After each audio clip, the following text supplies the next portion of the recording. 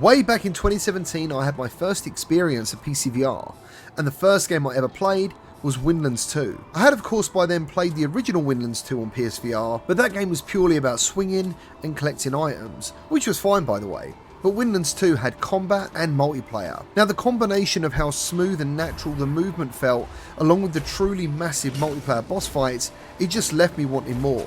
I experienced the sensation that only virtual reality could deliver. Catapulting myself up into the air to get as high as I could before pulling the string back on my energy bow and letting loose some devastating shots on those machines beneath me was an experience like no other. Unfortunately, the next time I played Windlands 2 was on psvr, and I simply couldn't navigate the game due to the move controllers, and I really thought that would be the end of the game. Like so many other pcvr titles, it would have been forgotten about, but how wrong I was. Windlands 2 is now available on Quest 2, with multiplayer, and everything I loved about the pcvr version is here, and it runs so bloody smoothly. The swinging mechanics are some of the best you'll ever experience, and it really did give me back those wow moments I had so many years ago. The game is single player and 4-player co-op. It's got really great music, and while the graphics aren't incredibly detailed, everything has shading and it gives it almost a solid look. But it's the smoothness of the game engine that honestly has kept wowing me. Included in all this, it is a really good workout. Now, I've played the game quite a lot on single player,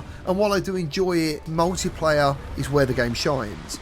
I would highly recommend you play this with 3 other people, and when you combine all your efforts to take down one boss together, it's a truly magical experience. Windlands 2 also has lots of collectibles, creator tags for you to explore, and there's also multiplayer races and orb collection if you want some competitive multiplayer. The game is actually around 6 hours long, which for some people might be a bit of a turn off, but to be honest, there's so much replayability here because I believe you'll want to experience it with other people after you've maybe completed the game yourself. Now, I do have a couple of negatives. One of them is that sometimes it feels like when you're fighting the bosses, these rounds go on a bit too long and they become a bit repetitive. Another thing I'd like to add is I would like to see player icons. So normally when you're a multiplayer, you're swinging around, you can easily get lost because the world is so big, and even though you might all be heading in the same direction, there are different ways to get there. So what happens is you can lose your party sometimes. So I'd really like some sort of icon system to show me where everyone else is. Windlands has a few